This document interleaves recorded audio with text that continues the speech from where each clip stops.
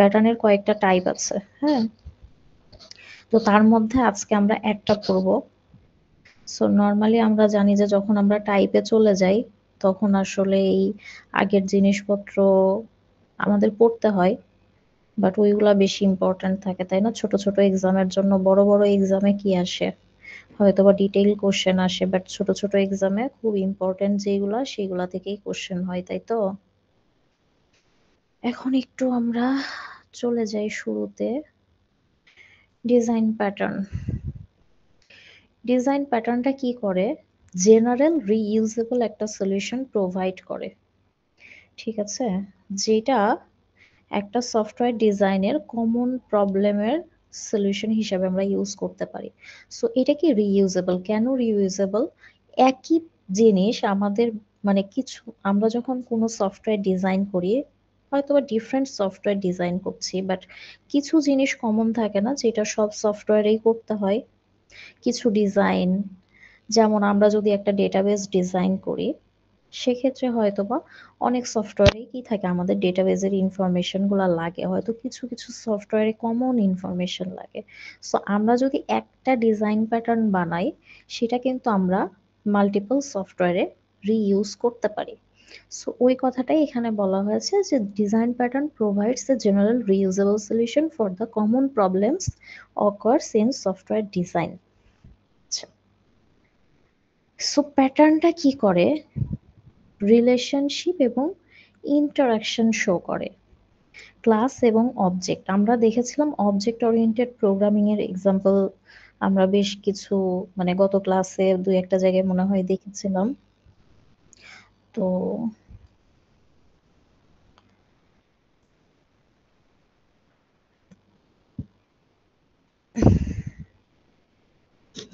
সেখানে কি ছিল, আমাদের মাল্টিপল ক্লাস এবং অবজেক্ট থাকতে পারে। তো তাদের মধ্যে আসলে রিলেশনশিপটা কেমন হবে, কে কার সাথে কিভাবে ইন্টারাকশন করবে, এইগুলা কি করে? একটা ডিজাইন প্যাটার্ন শো করে, তাই না? আমরা যখন ডিজাইন করি বিভিন্ন টাইপের ডিজাইন আমরা করতে পারি, তো আমরা ওই যে অ্যারো দিয়ে অথবা যে কোনোভাবেই হোক আমরা তো রিলেশনশিপ ডায়াগ্রাম আঁকি, এন্টিটি ডায়াগ্রাম আঁকি, সরি ইয়ার ডায়াগ্রাম আঁকি, তারপরে কি করি, ইউজ কেস ডায়াগ্রাম আঁকি, যেখানে আমরা অ্যারো ইউজ করে দেখাই যে আসলে কোন ক্লাস থেকে কোন ক্লাসে ডেটা পাস হবে, কে কার সাথে ইন্টারাকশন করবে। তারপরে কি আছে? Design pattern establishes solution to common problem which help to keep code maintainable, extensible and loosely coupled. So এখান থেকে আসলে ডিজাইন প্যাটার্নটা কি এতটুকুই পড়ার ছিল, আর তেমন কিছুই পড়ার নাই।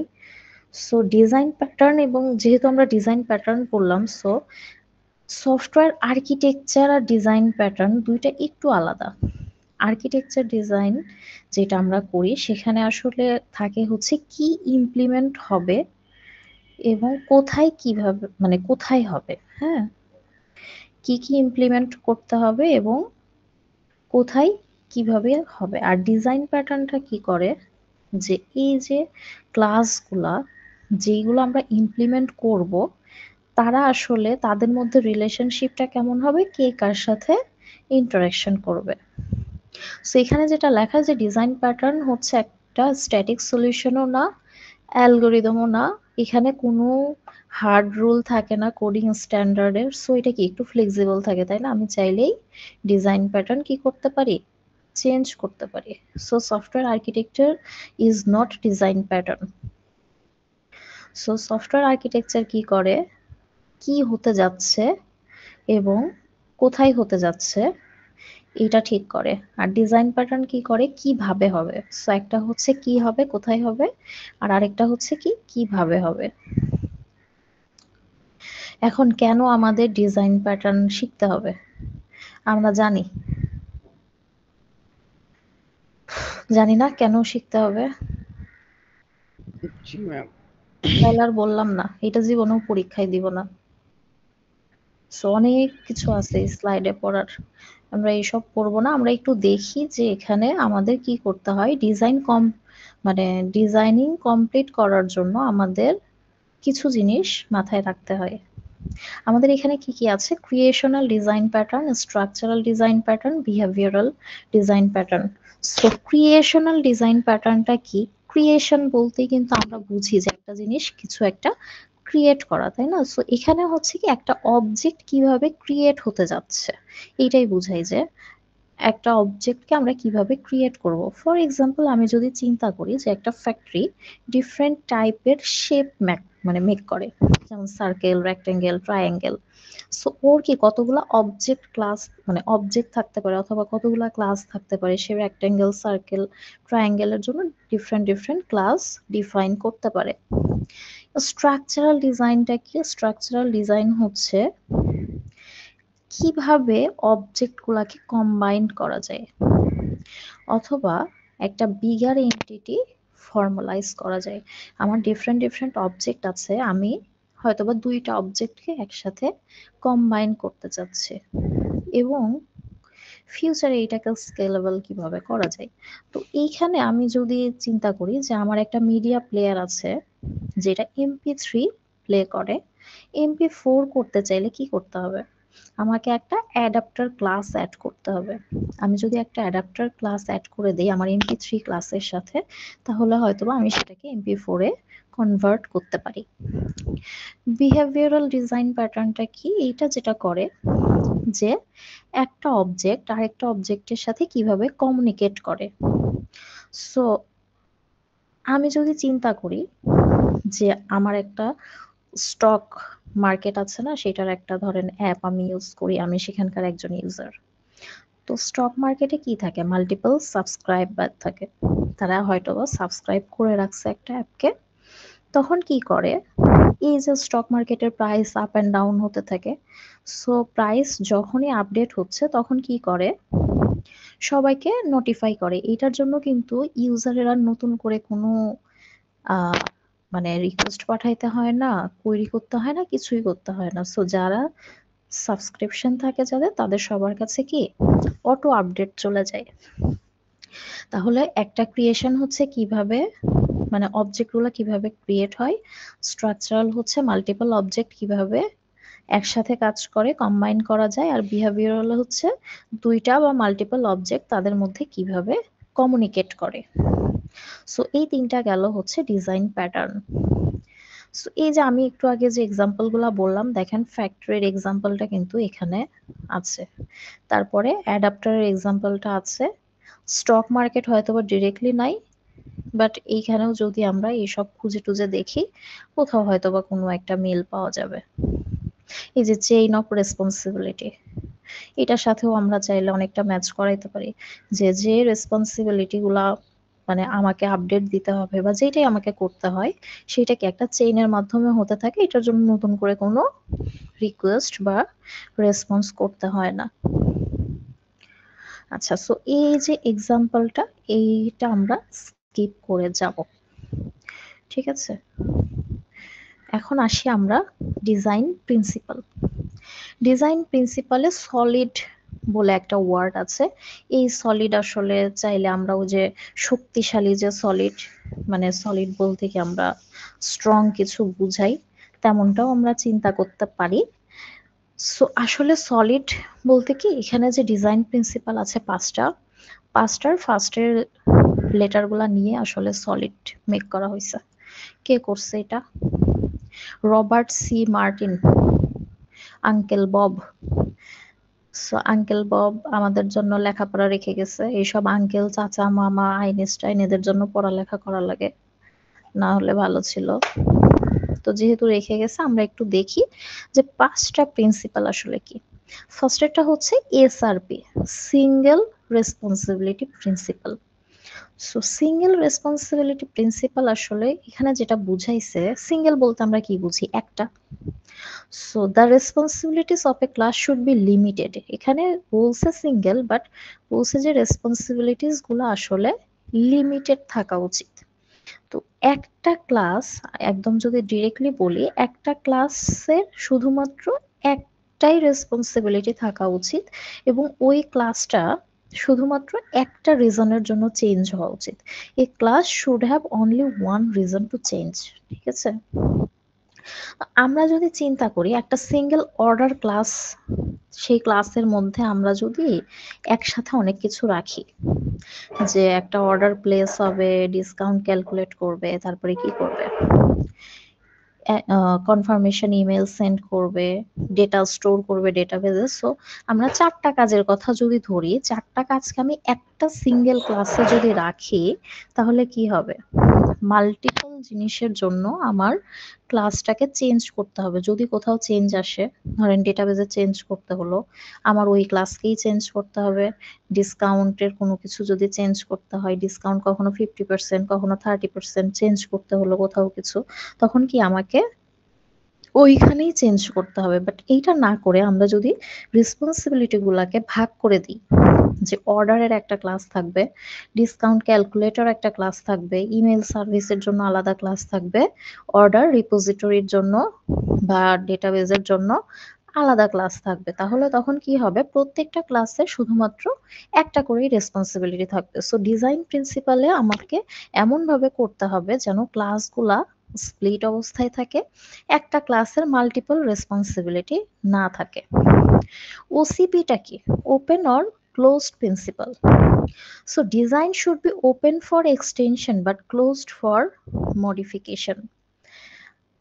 ওই যে একটা ক্লাসের মধ্যে আমি আসলে মডিফাই করে মাল্টিপল টাস্ক এইটা না করে আমি কি করতে পারি? মাল্টিপল ক্লাস ডিফাইন করতে পারি। তো এইখানে যদি আমি চিন্তা করি যে একটা চেক আউট সিস্টেমে আমাদের পেমেন্টের জন্য কি কি থাকতে পারে, ক্রেডিট কার্ড অপশন থাকতে পারে, পেপাল থাকতে পারে, বিকাশ থাকতে পারে, সো ক্যাশ অন থাকতে পারে। সবগুলাকে যদি আমি একটা ক্লাসের মধ্যে ডিফাইন করি, তখন আসলে কি হবে? আমার প্রত্যেকটার জন্য একবার করে ওই সেই মেইন কোডে চেঞ্জ করতে হবে। সো মেইন যে ক্লাসটা, সেইখানে আমি মডিফিকেশন না করে আমি কি করব?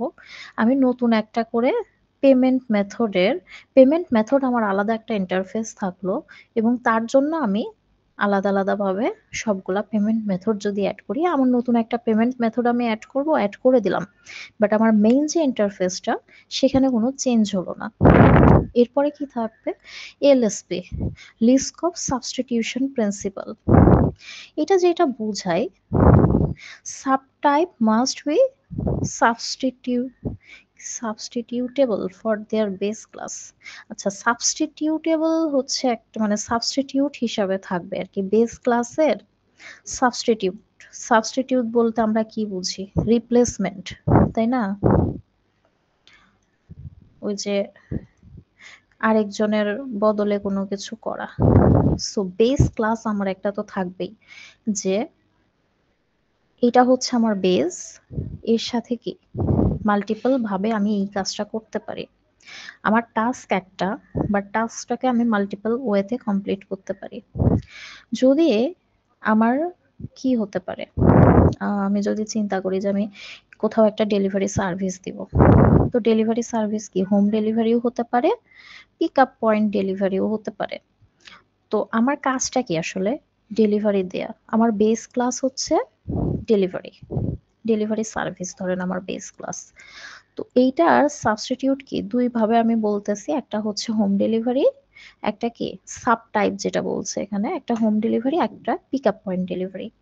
তো হোম ডেলিভারি আমার ঠিকঠাক ভাবে কাজ করবে, but pick up point delivery ঠিকঠাক ভাবে কাজ করতেছে না, এটা করা যাবে না। সো আমার বেস ক্লাস যেটা, সেটা ফুললি কমপ্লিট হতে হবে যে কোনো সাব টাইপের জন্য, সেটা হোক হোম ডেলিভারি অথবা পিক আপ পয়েন্ট ডেলিভারি। আইএসপিটা কি? Interface segregation principal. Any component that is not related to each other must be separated and segregated. আসলে এইখানে মানে বলতেছে যে যে কম্পোনেন্ট গুলা রিলেটেড না, তাদেরকে আলাদা রাখা। এখন আমি একটা সফটওয়্যার ইউজ করার জন্য একটা ওয়েবসাইটে গেলাম, এখন আমাকে যদি ফোর্স করা হয় যে তোমাকে রেজিস্টার করতেই হবে, তোমাকে কিছুদিন পর পর ওই যে বিশেষ করে ব্যাংকের অ্যাপগুলাতে যেটা হয় কিছুদিন পর পর পাসওয়ার্ড রিসেট করতে বলে।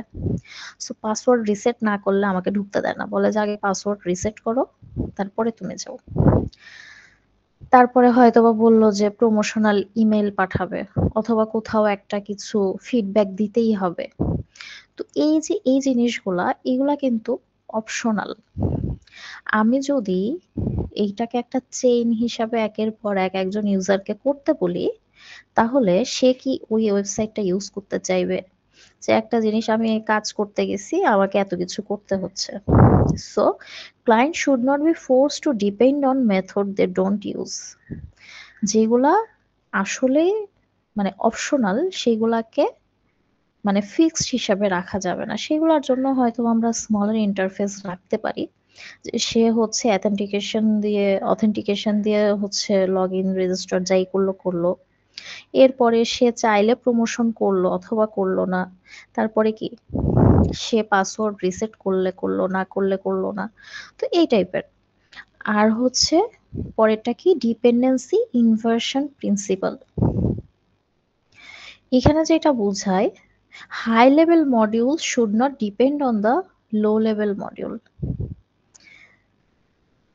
Both should depend on abstraction. আচ্ছা, abstraction বলতে বোঝাই হচ্ছে আমরা যে ইমপ্লিমেন্টেশনের যে পার্টগুলা আননেসেসারি ইমপ্লিমেন্টেশন ডিটেইল গুলাকে হাইড করে।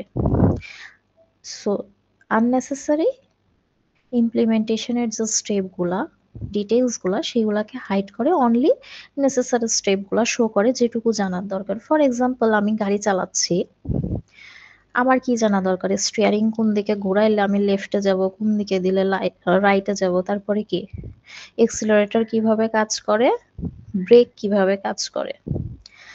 বাট আমার কি জানার দরকার ইঞ্জিনের ভিতরে ইঞ্জিন কিভাবে কাজ করে, গিয়ার বক্স কিভাবে কাজ করে, ফুয়েল। হ্যাঁ, আমার জানা দরকার যে ফুয়েল লেভেল কতটুকু আছে, কখন আমাকে ফুয়েল ভরতে হবে। বাট ফুয়েল কিভাবে ইউজ হয়ে ইঞ্জিন চলতেছে এটা তো জানার দরকার নাই। সো আননেসেসারি যে ডিটেলস গুলা এগুলা হচ্ছে অ্যাবস্ট্রাকশন হাইড করে দেয়। সো হাই লেভেল মডিউল এবং লো লেভেল মডিউল সবাই কি অ্যাবস্ট্রাকশনের উপরে ডিপেন্ডেন্ট থাকবে, একজন আরেকজনের উপরে ডিপেন্ডেন্ট না থেকে। এই ছিল হচ্ছে সলিড। এখানে design pattern versus design principal লেখা। ডিজাইন প্রিন্সিপাল কি জেনারেল গাইডলাইন, আর ডিজাইন প্যাটার্ন কি প্রুভেন সলিউশন। এতটুকু জানলেই হবে। তো এখানে কিছু কথাবার্তা লেখা আছে। ডিজাইন প্যাটার্ন কি করে, you know the source code, you know some pseudo code, ঠিক আছে। সো এইটাও আমাদের তেমন জানার দরকার নাই, আমরা পরের গুলাতে একটু যাই। আমাদের আরেকটা ইম্পর্টেন্ট টপিক হচ্ছে ডিপেন্ডেন্সি ইনজেকশন। সো ইনজেকশন দেখেই ভয় লাগে, এটা আমরা একটু শর্টে পড়ে যাই আসলে ইনজেকশন বলতে কি বোঝাচ্ছে। আচ্ছা, dependency injection is a technique in which an object receives other object that is depend on। একটু কথাটা জটিল, একটু যদি সহজভাবে বলি তাহলে একটা অবজেক্ট আরেকটা অবজেক্টের থেকে, মানে এখানে বলছে যে অবজেক্ট রিসিভ করে, আসলে কি অবজেক্ট রিসিভ করে, অবজেক্টের আউটপুটটা আমরা রিসিভ করি, তাই না। অবজেক্ট থেকে হয়তো বা কোনো ডেটা নিচ্ছি, মানে যে কোনো টাইপের আমরা কি করি আউটপুট নিচ্ছি। তাহলে যখনই আমি আরেকজনের কাছ থেকে কোনো কিছু নিব আমি তার উপরে ডিপেন্ডেন্ট হয়ে যাচ্ছে, যেহেতু আমি নিচ্ছি সো আমি ডিপেন্ডেন্ট। এইটা হচ্ছে ডিপেন্ডেন্সি। সো ইনজেকশনের ক্ষেত্রে কি করে, একজন থাকে হচ্ছে ক্লায়েন্ট, যে রিসিভ করে যে অবজেক্টটা তাকে আমরা বলছি কি ক্লায়েন্ট। আচ্ছা,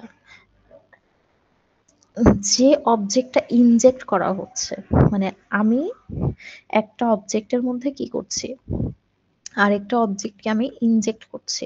সো যেটাকে আমি ইনজেক্ট করছি সেটাকে বলছে হচ্ছে সার্ভিস। আর যে কোড দিয়ে আমি এই সার্ভিসটাকে ক্লায়েন্টের মধ্যে পাস করছি মানে ইনজেক্ট করছি সেটাকে বলে হচ্ছে ইনজেক্টর। তো জিনিসটা সহজ আসলে, যে নিচ্ছে সে ক্লায়েন্ট, যাকে দেয়া হচ্ছে সে হচ্ছে সার্ভিস, মানে যে অবজেক্টটাকে ধরে ক্লায়েন্টকে হ্যান্ড ওভার করা হচ্ছে সেটাকে সার্ভিস। ক্লায়েন্ট কি নিচ্ছে? সার্ভিস নিচ্ছে। কার মাধ্যমে নিচ্ছে? একটা ইনজেক্টরের মাধ্যমে। সেটা কি হতে পারে? একটা কোড হতে পারে। আমরা দুইটা অবজেক্টকে লিঙ্ক করার জন্য কি কিছু একটা তো আমাদেরকে লিখতে হবে, যেটা লেখার কারণে আমার এই যে সার্ভিস অবজেক্ট যেটা, সেটা আমি কি করতে পারবো? ক্লায়েন্ট অবজেক্টে কল করতে পারবো। সো এটাই হচ্ছে ইনজেক্টর। গেল আর কিছু। আচ্ছা, সো ইনজেকশনের ক্ষেত্রে এই যে ক্লায়েন্ট বলছি, ক্লায়েন্ট যে সার্ভিসটা নেবে ওই সার্ভিসের কনস্ট্রাকশন আসলে তার জানার দরকার নাই। সো এটা সার্ভিস মেক করবে, সার্ভিসের মতো মেক করবে এবং ক্লায়েন্টকে পাস করে দেবে। আমার যদি সার্ভিস রিইউজেবল হয়, যেমন একটা সার্ভিস অবজেক্ট যেটা মাল্টিপল সফটওয়্যারে ইউজ করা যায়, তো তাহলে কি করতে হচ্ছে? আমার বার্ডেন কিছুটা কমছে। আমাকে ওই সার্ভিস অবজেক্ট নিয়ে কোনো কিছু চিন্তা করতে হচ্ছে না, ও কিভাবে তৈরি হয়েছে কিভাবে না হয়েছে। আমি জাস্ট কি ওর কাছ থেকে নিয়ে নিচ্ছি। সো এখানে এতটুকুই ছিল। এরপরে আসি একটু। আচ্ছা, সো আমরা যদি এই যে ডিপেন্ডেন্সি ইনজেকশন যেটা, এটা যদি আমরা না দিয়ে দেই তাহলে কি হয়? ক্লাস কি করে? নিজেই নিজের ডিপেন্ডেন্সি তৈরি করে, যেটা কি হয় কোডের জন্য হার্ড হয়ে যায়, hard to test, hard to change. আমি যখন কোড যে টেস্ট করতে যাব, চেঞ্জ করতে যাব, তখন একটু কঠিন হয়ে যায়। বাট আমি যদি বাইরের থেকে ওকে ডিপেন্ডেন্সি দিয়ে দেই, সেক্ষেত্রে কি হয়? কোডটা ফ্লেক্সিবল হয় এবং রিইউজেবল হয়। সো ডিপেন্ডেন্সি ইনজেকশনের আরো কিছু কথাবার্তা এটা লেখা। সো এগুলা মনে হয় ঘুরে ফিরে ওই একই কথাবার্তাই লেখা। আমরা একটু এই যে কোশ্চেন গুলা দেখি। হ্যাঁ, ডিপেন্ডেন্সি ইনজেকশন আসলে কি করে, কেন করব আমরা এটা? বুঝলাম তো যে ঠিক আছে আরেকজনের কাছ থেকে আমি নিলাম কিছু একটা। সো এইখানে যেটা করে, how can A class B independent of how the objects on which it depends R created. কঠিন কথা। সো একটু সহজভাবে চিন্তা করি। একটা ক্লাস যখন নিজেই নিজের ডিপেন্ডেন্সি তৈরি করে, তখন এটা কি করে? টাইটলি বাউন্ড থাকে। বাট আমি যদি ডিপেন্ডেন্সি চেঞ্জ করে দেই, মানে তখন কি করে? আচ্ছা, ক্লাস যখন নিজেই নিজের ডিপেন্ডেন্সি তৈরি করে তখন কি করে? ক্লাসকেই ওইটা চেঞ্জ করতে হয়। বাট আমি যখন ডিপেন্ডেন্সি দিয়ে দিচ্ছি তখন কি করতে পারি? আমি তো জানি যে আমি কার উপরে ডিপেন্ডেন্ট। সো আমি চাইলেই কিন্তু ওই ক্লাসের ব্যাপারে তো আমি কোনো কিছু জানি না, বা ওই অবজেক্টটা যেটার উপরে আমি ডিপেন্ডেন্ট তার সম্পর্কে আমি কোনো কিছু জানি না। সো আমার ওইখানে কোনো কিছু চেঞ্জ করার কোনো দরকার পড়ে না। আচ্ছা, তো এই যে যখন আমি বাইরের থেকে ডিপেন্ডেন্সি দিচ্ছি তখন কি করে? ক্লাসগুলা ইন্ডিপেন্ডেন্ট থাকে। যে ক্লাস তখন কি করতে পারে? উইদাউট এনি অরি ক্লাস কি করতে পারে? ওই ডিপেন্ডেন্সি অবজেক্টটা ইউজ করতে পারে। How can A class B independent? So ফার্স্টের আসলে মেইন এটা হচ্ছে কি, আমরা এত বড় লাইন যদি আমাদের পরীক্ষায় মনে না থাকে, যদি আসে, আমি বলতেছি না যে আসবে, অনেক কিছু আছে দেওয়ার মতো।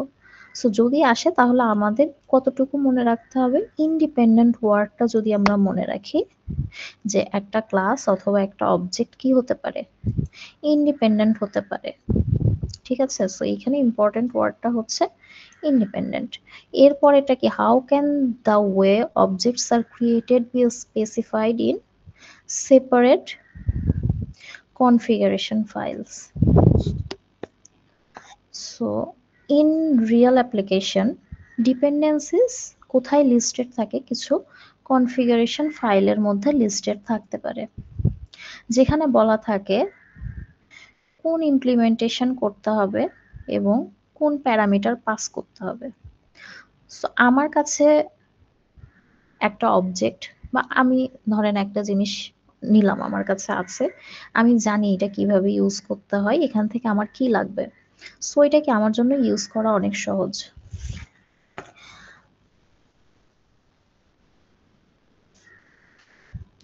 সো আমি যে ফ্রেমওয়ার্কটা দিচ্ছি, আমার যে মানে নিজস্ব ফ্রেমওয়ার্ক আছে, সেখানে আমি কি করতে পারি, এই যে কনফিগারেশন ফাইল রিড করতে পারি এবং অটোমেটিক্যালি অবজেক্ট ক্রিয়েট করতে পারি এবং কি করতে পারি, ইনজেক্ট করতে পারি। So hard code object creation ক্লাসের মধ্যে আসলে আমার করার দরকার পড়তেছে না। আমি যদি আচ্ছা ফার্স্টের যেটা ছিল ১ নাম্বারটা, ওইটার একটা এক্সাম্পল যদি আমি চিন্তা করি, যে ধরেন আপনি একটা রেস্টুরেন্টের শেফ, আপনার কি ভেজিটেবল গ্রো করার দরকার পড়বে যদি আপনি রান্না করতে চান? আপনার কিন্তু ভেজিটেবল যদি আপনি নিজে গ্রো করতে চান, সেখানে কি ডিপেন্ডেন্সি তৈরি হচ্ছে, ওই যে ডিপেন্ডেন্সিটা ক্লাস নিজেই তৈরি করে, মানে আউটসাইড ডিপেন্ডেন্সি না। সো নিজে আসলে ভেজিটেবল গ্রো করে সেই ভেজিটেবল দিয়ে রান্না করাটা একটু কি হয়ে যায়, তখন কঠিন হয়ে যায়। সো ইনগ্রিডিয়েন্টসগুলা যদি আমাকে কোনো সাপ্লায়ার প্রোভাইড করে, আমি চাল নিজে খেতে তৈরি করি আর দোকান থেকে কিনে আনি, চাল তো চালই, তাই না? সো আমার জানার দরকার নাই যে চালটা কিভাবে প্রডিউস হচ্ছে, কিভাবে কি হচ্ছে, আমি জাস্ট আনছি, রান্না করছি, শেষ। আবার সেকেন্ডটা যেটা, যে আমার কনফিগারেশন ফাইল আছে, আমি জানি যে আমার ডিপেন্ডেন্সি অবজেক্ট আমি কিভাবে ইউজ করব। সো আমার ফ্রেমওয়ার্কে আমি সেটা কি করলাম, অটোমেটিক্যালি ইনজেক্ট করতে পারতেছি। সো আমার মানে আমার মেইন কোডের ভিতরে কোনো চেঞ্জ করার দরকার পড়ছে না। আমি যদি একটা ওয়েডিং ইভেন্টের কথা চিন্তা করি, যেখানে মেনু, সেটিং, অ্যারেঞ্জমেন্ট, ডেকোরেশন সবকিছু কি একটা ইভেন্ট প্ল্যানে ডকুমেন্টেড থাকে, তো বা আমাকে যেভাবে বলল যে আমার খাবারের মেনু কি কি হবে, সিটিং অ্যারেঞ্জমেন্ট আমি কেমন চাচ্ছি, কি রকম ডেকোরেশন চাচ্ছি, সবকিছু কি একটা প্ল্যান ডকুমেন্টের মধ্যে থাকে, তাই না? তো এখানে শেফ যারা, ডেকোরেটর, স্টাফ, তারা কি করে, ওই প্ল্যান ওয়াইজ সবকিছু করে। এখানে করতে যে হঠাৎ করে যদি আমার কোনো মেনু চেঞ্জ করতে হয়, যে আমি খাবারের একটা মেনু কি করতে চাই, যে আমি একটা চেঞ্জ করে আরেকটা নিতে চাই, তখন কিন্তু আমার ফুল প্ল্যানটা চেঞ্জ করার কোনো দরকার পড়ে না। জাস্ট কি করতে হয়, যে আমার শেফকে বলে দিতে হয় বা আপডেট করতে হয় প্ল্যানের মধ্যে, হয়তোবা একটা বাদ দিয়ে আরেকটাকে অ্যাড করতে হয়। বাট শেফকে কিন্তু শিখাইতে হয় না যে তুমি কিভাবে এটা রান্না করবা। শেফ সব রান্নাই জানে, তাকে জাস্ট বলতে হয় যে ওই দিন সে কি কি রান্না করবে। সো থার্ডটা যেটা, how can an application support different configuration? So application often need to run in different environment, ঠিক আছে? আমাদের কি একটা অ্যাপ্লিকেশনকে ডেভেলপমেন্ট স্টেজে রাখতে হয়, টেস্টিং করতে হয়, প্রোডাকশন করতে হয়। সো বিভিন্ন এনভায়রনমেন্টে একটা অ্যাপ্লিকেশন রান করে, তারা কি ডিফারেন্ট সার্ভিস ইউজ করে। So dependency injection with configuration যদি আমরা ইউজ করি, সেক্ষেত্রে আমরা কি করতে পারি, ইজিলি সোয়াপ করতে পারি। যেমন আমাদের এখনকার যে কারগুলা পেট্রোলেও চলে, সিএনজিতেও চলে। আমি যদি শুধু পেট্রোল অথবা সিএনজির অপশন রাখি, তাহলে আমাকে কি করতে হবে, চেঞ্জ কি আমি এত সহজে করতে পারবো? পারবো না। বাট আমার যদি দুইটা অপশনই থাকে, সেক্ষেত্রে আমি কি করতে পারি, জাস্ট সুইচ করতে পারি ফুয়েল সোর্স, সরি।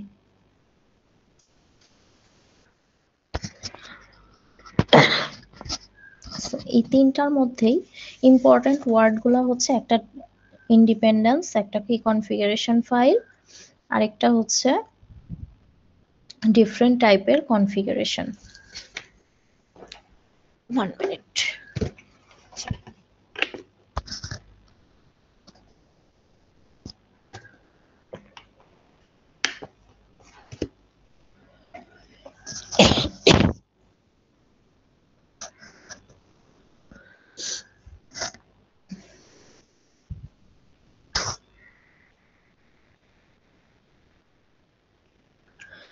আচ্ছা, এখানে যেটা আছে, এই যে রেড রেড লেখা, there are at least 3 ways a client can receive a reference to an external module.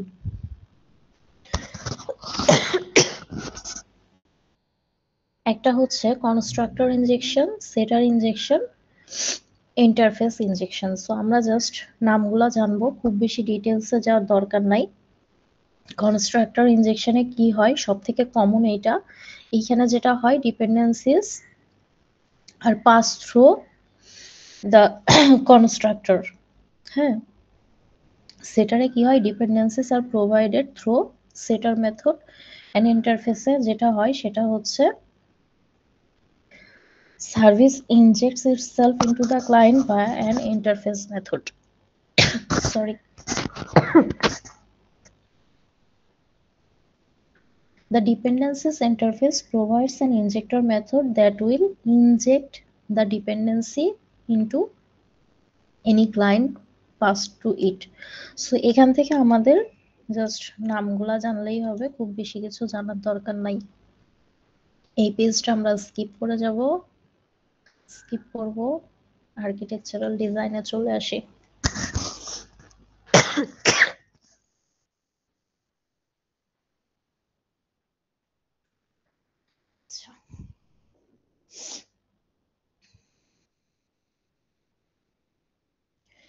Architectural ডিজাইনটা কি?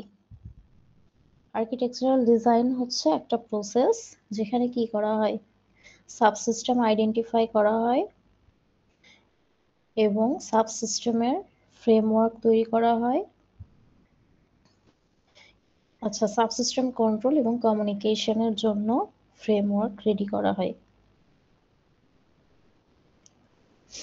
The output of the design process is a description of the software architecture. So software architectureটা কি? Design প্রসেসের যে output সেটার ডেসক্রিপশনটাই হলো software architecture. It's represent the link between a specification and design process, often carried out in parallel with some specification activities. It involves identifying major system components and their communications.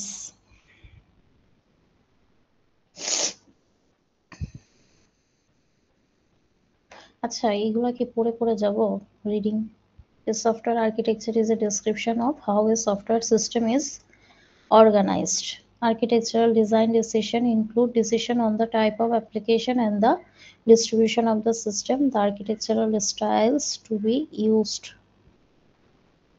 আচ্ছা, এই সব কিছু আমরা একটু skip করে যাই।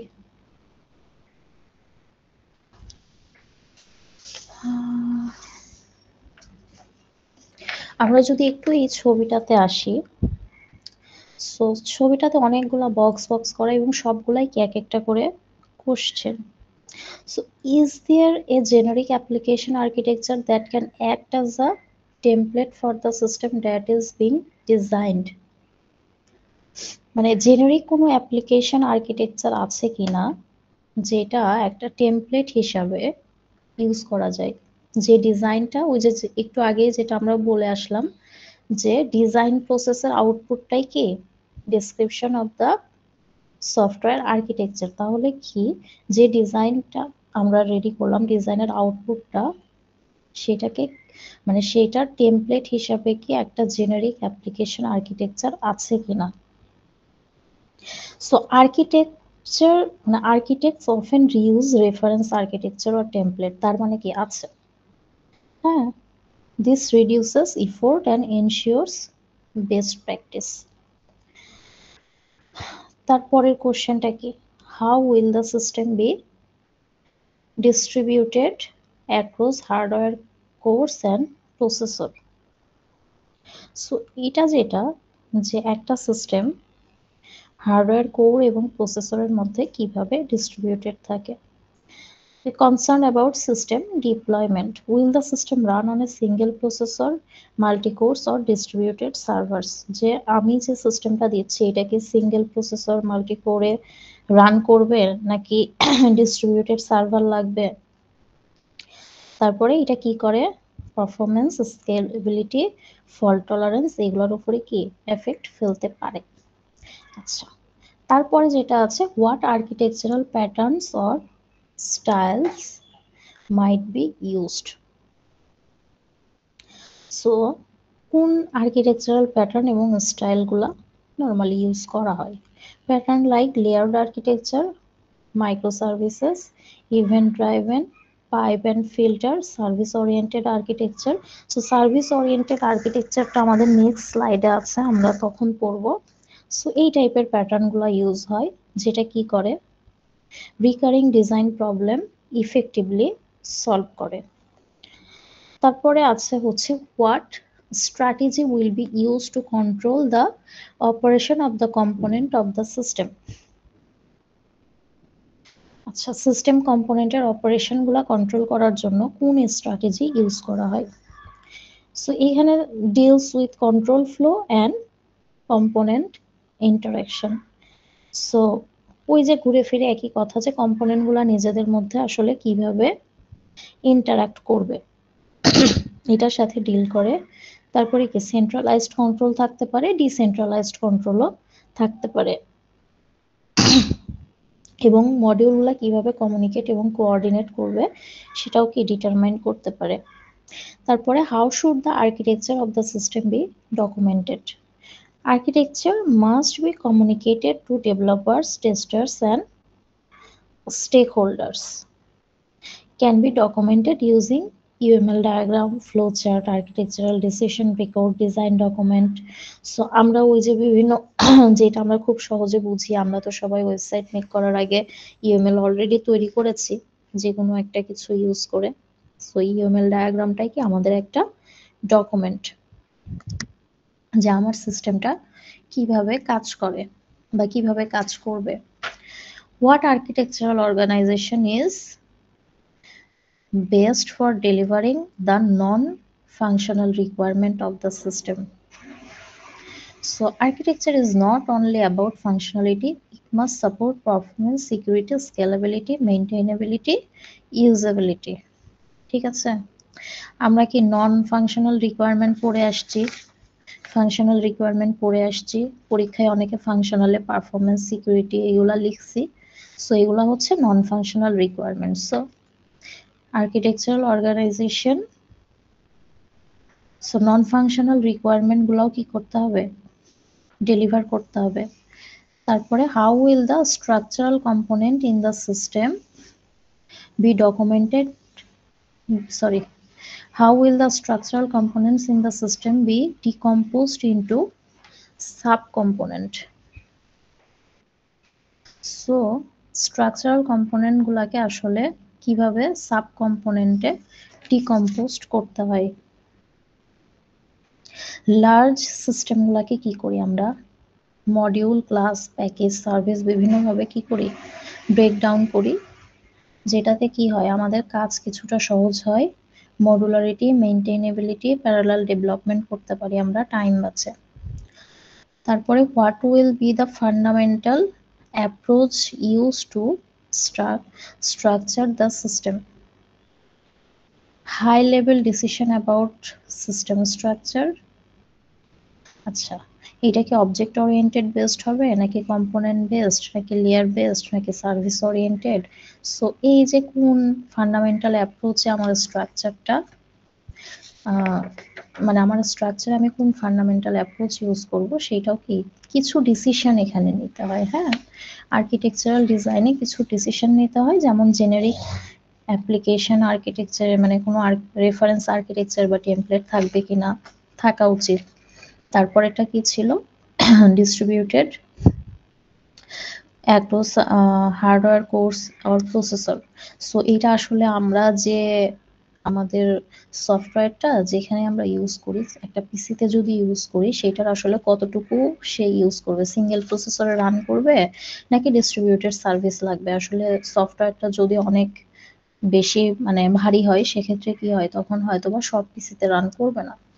তারপরে কি আর্কিটেকচারাল প্যাটার্ন অর স্টাইল, কোনটা আমরা ইউজ করব। তারপরে হচ্ছে কোন স্ট্র্যাটেজি আমি ইউজ করব। এরপরে আর্কিটেকচার কি ডকুমেন্টেড থাকতে হবে, কিভাবে ডকুমেন্টেড থাকবে বা কোথায় আমি ডকুমেন্টেড রাখবো, কিভাবে করে রাখবো। তারপরে কি নন ফাংশনাল রিকোয়ারমেন্ট গুলা কি ডেলিভারি দিবে, মানে বেস্ট কিভাবে আমি স্কেলেবিলিটি, তারপরে হচ্ছে সিকিউরিটি এসব আমি কিভাবে মেনটেন করতে পারি। তারপরে হচ্ছে স্ট্রাকচারাল কম্পোনেন্টগুলোকে কিভাবে সাব কম্পোনেন্টে আমি ডিভাইড করি, ছোট ছোট কাজে ভাগ করলাম যাতে সেগুলা প্যারালালি করা যায়।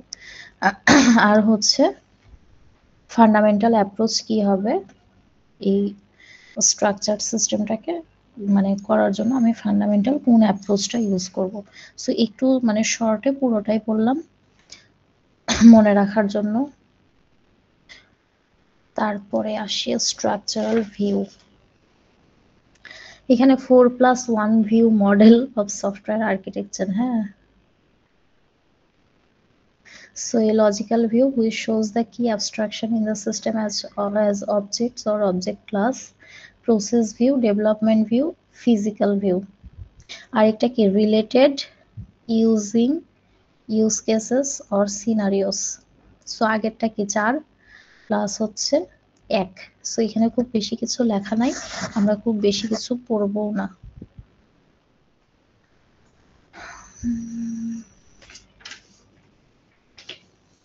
আচ্ছা,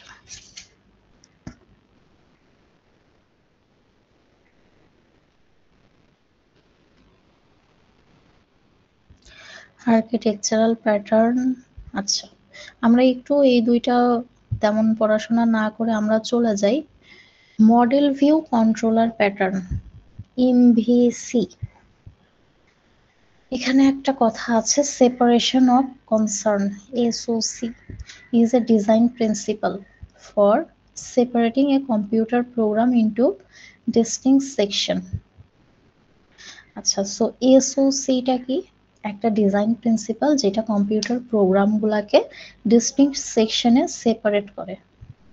প্রত্যেকটা সেকশনের কি থাকে? একটা সেপারেট কনসার্ন থাকে, সেট অফ ইনফরমেশন থাকে যেটা ওই পার্টিকুলার কোডটাকে এফেক্ট করতে পারে।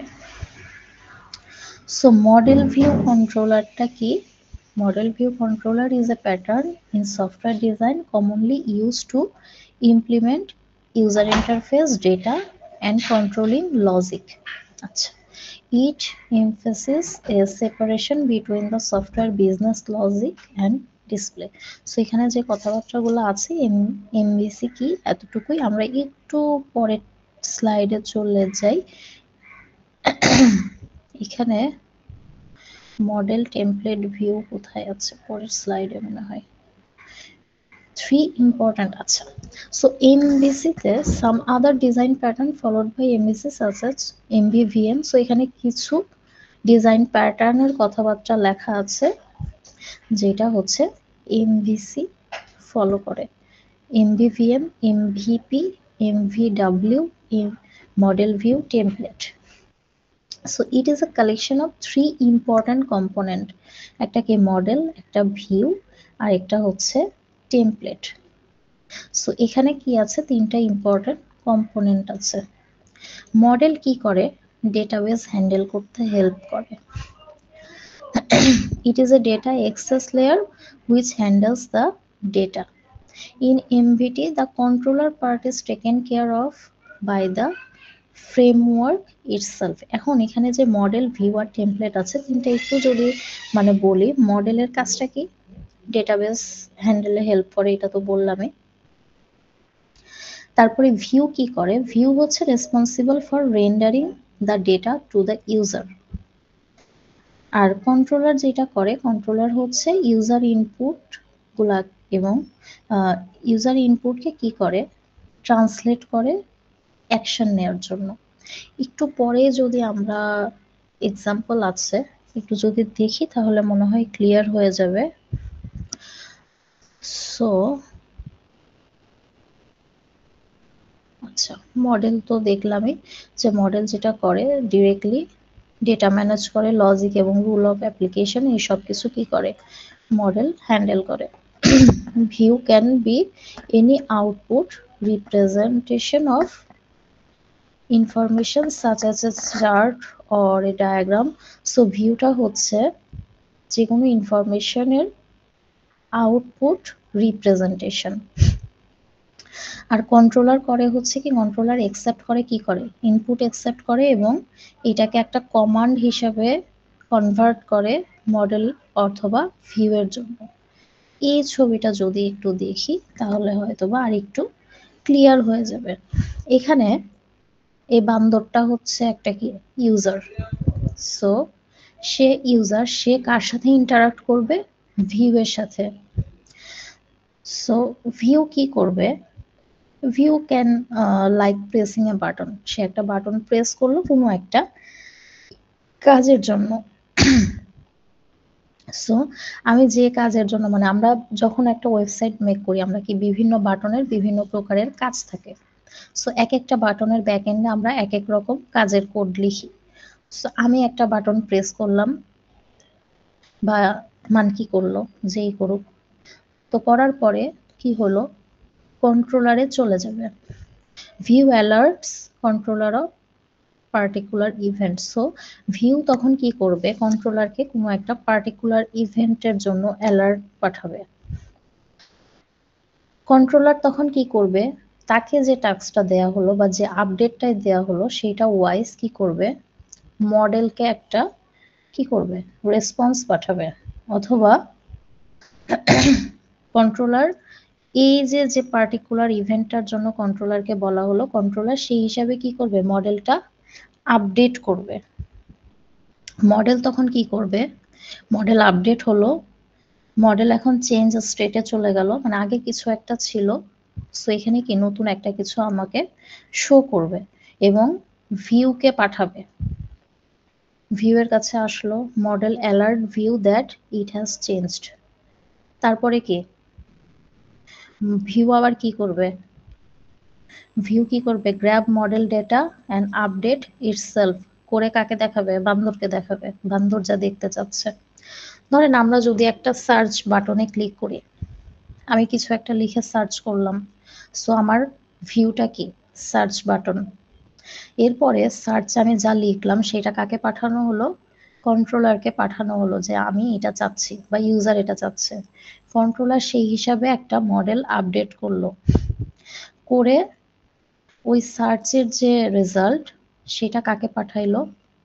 মানে মডেলে আসলো, মডেল ভিউকে একটা রেসপন্স পাঠায় যে হ্যাঁ আমি এখন চেঞ্জ হয়ে গেছি বা তুমি এটা চাচ্ছ কিনা, ভিউকে দিল। এবং ভিউ সেই ডেটাটা নিয়ে নিজেকে আপডেট করে কাকে দেখাচ্ছে? সো ইউজার কতটুকু দেখতে পাচ্ছে? ইউজার কিন্তু যা দেখতে পাচ্ছে ভিউতেই দেখতে পাচ্ছে। ইউজার কিন্তু ভিতরের ওই যে কন্ট্রোলার মডেল এইসব কিছুই দেখতে পাচ্ছে না। ইউজার বাটন প্রেস করছে, আমরা নর্মালি কি করি? কোনো একটা বাটনে প্রেস করি এবং সেটার রেজাল্ট দেখি। রেজাল্টের মাঝে যে কন্ট্রোলার এবং মডেলের যে কাজগুলো হয় এগুলো আমরা দেখতে পারি না। সো আমি যখন যে বাটনটা প্রেস করছি সেই হিসাবে কন্ট্রোলার মডেলটাকে আপডেট করছে, মডেল ভিউকে পাঠাচ্ছে এবং ভিউ থেকে আমরা রেজাল্টটা দেখতে পাচ্ছি। শর্টকাট এতটুকুই। এটা হচ্ছে এমভিসি আর্কিটেকচারাল প্যাটার্ন, যেখানে তিনটা কম্পোনেন্ট ভিউ, কন্ট্রোলার এবং মডেল। সো পরেরটাতেও সেম জিনিসই, এইখানে কি আছে? কন্ট্রোলার, ভিউ, মডেল, আগেরটাতে যা বলছি ওই সবই। হ্যাঁ, ভিউ কি করে? ভিউ হচ্ছে মডেলকে ওই যে রিকোয়েস্ট পাঠায় মডেল আপডেটের জন্য এবং কি করে? Send user event to controller. User যা চাচ্ছে ওইটা কন্ট্রোলারকে পাঠাচ্ছে, কন্ট্রোলার ওই হিসাবে কি মডেলকে আপডেট করে আবার ভিউকে পাঠাচ্ছে নোটিফিকেশন। তারপরে ভিউ আবার সেটার আপডেটটা নিয়ে ইউজারকে দিচ্ছে। সো এই যে একটা, এই আগের ফিগারটাই মনে হয় বেশি সহজ ছিল, এটাতে একটু লেখা বা কথাবার্তা বেশি। আপনারা যেটা দেখে বুঝেন সেটা দেখে পড়ে ফেলবেন। এইখানে যেমন একটা ব্রাউজারের ছবি, হ্যাঁ। সো ভিউ কি করছে? ভিউ এই যে আমি যেটা একটু আগে বললাম যে আমি এখানে কিছু একটা সার্চ করছি এবং আমি কিন্তু এখানেই দেখতে পাচ্ছি, বাট এর মাঝে আমি যা সার্চ করছি গুগলে সেটা কি কন্ট্রোলারের কাছে যাচ্ছে। কন্ট্রোলার মডেলকে বলতে মানে মডেলকে আপডেট করছে কোথায় থেকে? ডেটাবেস থেকে। যে আমি যা সার্চ করছি সেই রেজাল্ট ও ডেটাবেসে যা আছে সেখান থেকে ও নিয়ে মডেল আপডেট করছে এবং কাকে পাঠাচ্ছে? ভিউকে পাঠাচ্ছে যে ঠিক আছে তোমার হচ্ছে এটাই আপডেটেড রেজাল্ট। এবং ভিউ কি করছে আবার? ব্রাউজারে পাঠাচ্ছে এবং ব্রাউজার থেকে আমি ইউজার দেখতে পাচ্ছি। ঠিক আছে? সো এই আগের ফিগারটা এইখানে আরেকটু ডেসক্রাইব করা, যে ইউজার ভিউকে বলছে, ভিউ ব্রাউজারকে বলছে, ব্রাউজার থেকে কোথায় যাচ্ছে, কন্ট্রোলারে যাচ্ছে, কন্ট্রোলার মডেল ট্রেন করছে, করে আবার কি ভিউতে রেজাল্ট দিচ্ছে যেটা আমি ব্রাউজারে দেখতে পাচ্ছি। সো পুরোটাই কি একটা সাইকেলের মতো চলছে। এখন এখানে একটা কেস স্টাডি লেখা, কেস স্টাডি লেখা একটা রেস্টুরেন্টের। তো একটু পড়ি। কেস স্টাডি আসলেই মনে হয় আমাদের একটু নড়ে চড়ে বসতে হয় না, যে পরীক্ষায় মনে হয় এইগুলাই আসবে। সো যেটা আমরা হর হামেশাই করে থাকি, সাপোজ কোনো একটা রেস্টুরেন্টে গেলাম, আমি কি রেস্টুরেন্টে যে রেস্টুরেন্টের কিচেনে যাই কিভাবে মানে খাবার প্রিপেয়ার করি, যেটা আমি বাড়িতে করি সেটা কিন্তু আমি রেস্টুরেন্টে করি না। সো আমি রেস্টুরেন্টে যাই, আমি জাস্ট ওইখানে যাই এবং ওয়েটারের জন্য ওয়েট করি, আমি কিন্তু তাদের কিচেনে যেয়ে খাবার প্রিপেয়ার করি না।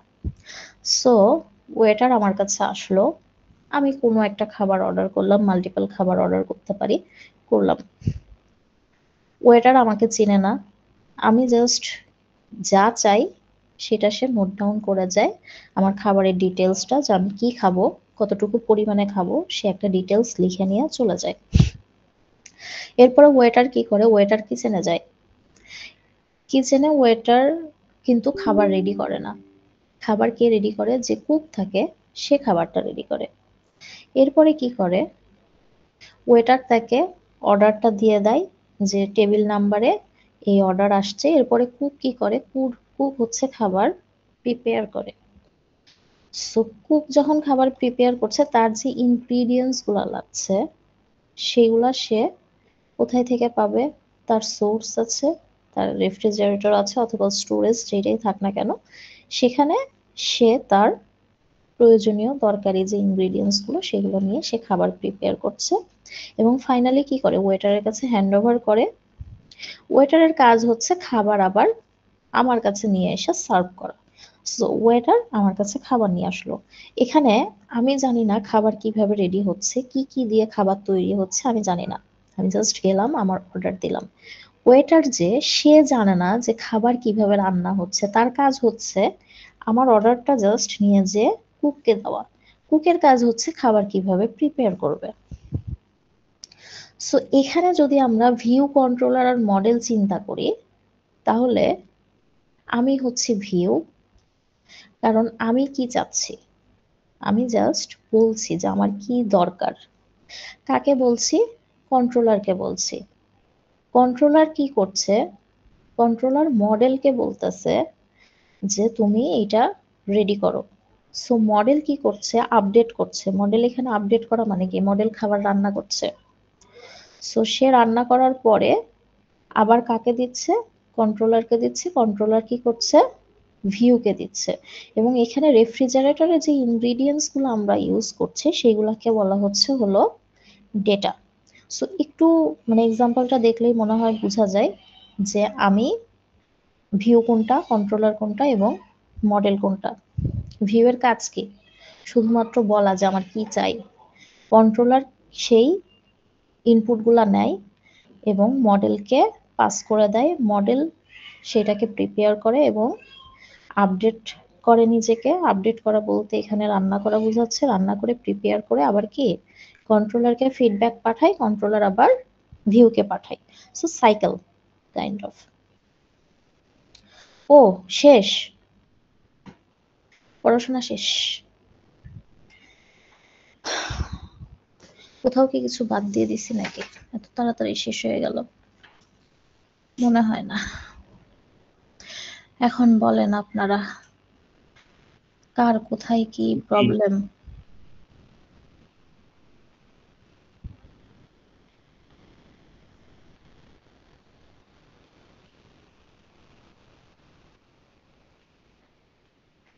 ম্যাম এক্সামে কোনগুলো আসবে? বুঝি নাই। ম্যাম এক্সামে মানে কোনগুলো আসবে? এক্সামে কোনগুলো আসবে এখন বললে জীবনেও মনে থাকবে না, এক্সামের আগের দিন বললেই মনে থাকে না আপনাদের? সিটির আগে বলে দেব সিটিতে কি টাইপের কোশ্চেন হবে, কি কি পড়বেন, কারণ আসলে এই স্লাইডগুলোতে তো অনেক পড়াশোনা। মাঝে আমাদের ক্লাসও হয় নাই, সেক্ষেত্রে আমরা হয়তোবা একটু তাড়াতাড়ি পড়ে যাব আপনাদের ক্লাসরুমে। আমি ডিজাইনের সবগুলা স্লাইডে আপলোড করে দেব আজকে। তো একটা কেবল শেষ হয়েছে, আরো 2টা আছে। যদি তেমন হয় সেক্ষেত্রে হয়তোবা আমরা 3টা শেষ করার আগেও অথবা মাঝে একটা সিটি নিয়ে নিতে পারি। আমাদের তো টাইম বেশি নাই, আরেকটা সিটি নিতে হবে। তো আরেকটা সিটি কি কস্টিং এর উপরে দেবেন? কস্টিং এ মনে হয় একটু ম্যাথ ট্যাথ আছে, সবাই একটু ম্যাথ করতে চান। 4 নাম্বার সিটি হয়তোবা ওই টাইপের কিছু একটা হবে, তো 3 নাম্বারটা আগে দিয়ে নেই। আর এখান থেকে মোস্ট প্রবাবলি আবার সেই সিনারিও বেসড কোশ্চেনই আসবে, ওই ডিজাইন প্যাটার্ন বা আর্কিটেকচার কিছু একটা থেকে। মানে আমরা এই যে আজকে কি এমভিসি একটা প্যাটার্ন পড়লাম, আরো কিছু প্যাটার্ন হয়তোবা পড়বো। বলে দিব কোশ্চেন কিভাবে হবে, কিভাবে লিখবেন যখন সিটি আসবে তার আগে বলে দিব। আগে টপিকগুলো পড়ে নেই সবগুলা, তাহলে একসাথে হয়তোবা সামারাইজ করতে সুবিধা হবে। আজকে অনেক কিছু পড়াইছি, বলেও দিছি। পড়ানোর সময় আপনারা বুঝতে পারছেন যে কোনগুলা বেশি পড়তে হবে, কোনগুলা কম পড়তে হবে। ঠিক আছে? মিস কস্টের ম্যাথের যে সিটি, ওটা কি তাহলে সিটি 4 এ হবে? হ্যাঁ, সিটি 4 হবে। যদি কস্টিং এর উপরে নেই তাহলে সিটি 4 হবে ওইটা। আচ্ছা মিস। ওই যে বলছিলাম না, এই ডিজাইনটাও CO2 মানে CLO2, তো ওইটাও হয়তোবা CLO4 এই থাকার কথা। কস্টিং তো লাস্টের দিকে, ওইটা CLO4 থেকে যে একটা সিটি নিতে চাইছি, তো ওইখানেই থাকার কথা। যদি ওইটা থেকে নেই তাহলে হয়তোবা আমাদের আর কি কি আছে দাঁড়ান দেখি। 14 নাম্বার পর্যন্ত হচ্ছে আমাদের ডিজাইন প্যাটার্ন, এরপরে কস্ট এস্টিমেশন, এরপরে মনে হয় ওই যে মেইনটেনেন্সের কিছু স্লাইড আছে। সো যদি এটা CO3 তে থাকে তাহলে CLO3, CLO4 এ থাকলে CLO4, যেটাই হোক, কারণ এই লাস্টের গুলা পড়ে সিটি নিতে নিতে অনেক লেট হয়ে যাবে। আমরা এক পরপর হয়তোবা 2 উইকে 2টা সিটি দিব, দিয়ে শেষ করে দিই সিটির ঝামেলা, মানে বেশি ভালো হয়। ঠিক আছে, আজকে যা পড়াইলাম পড়াশোনা করেন এখন থেকেই, কারণ হঠাৎ করে অনেক পড়া লাগবে। মাঝে 2 উইক তো আমরা পড়াশোনা করিনি তেমন, ফাঁকি দিয়ে দিয়ে গেছি। আপনারা ফাঁকি দেননি, আমি ফাঁকি দিছি আর কি।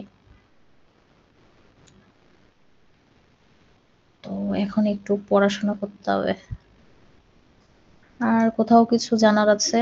না হলে ক্লাস শেষ করে দেই।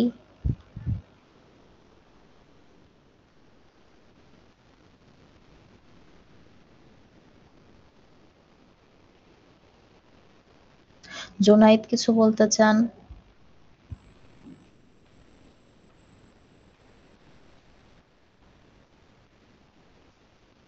না ম্যাম, বলছি কোনো কোয়েশ্চেন নেই। আচ্ছা, বুঝারও তেমন কিছু নাই। জোনায়েদ আর উর্মি 2জন মিলে আমাকে একটু অ্যাটেন্ডেন্স দিয়ে দিয়েন, কারা কারা আছে। 2-4 জনের নাম অ্যাড করেও দিতে পারেন, সমস্যা নাই। আচ্ছা মিস। 2 ছিল, বের হয়ে গেছে, মাঝে একটু আসছিল চলে গেছে, তো এই সব মিলে দিয়ে দিয়েন।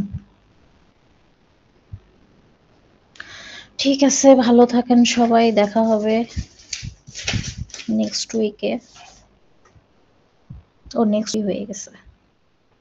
ঠিক আছে, আল্লাহ হাফেজ। ম্যাম আসসালামু আলাইকুম। ওয়ালাইকুম আসসালাম।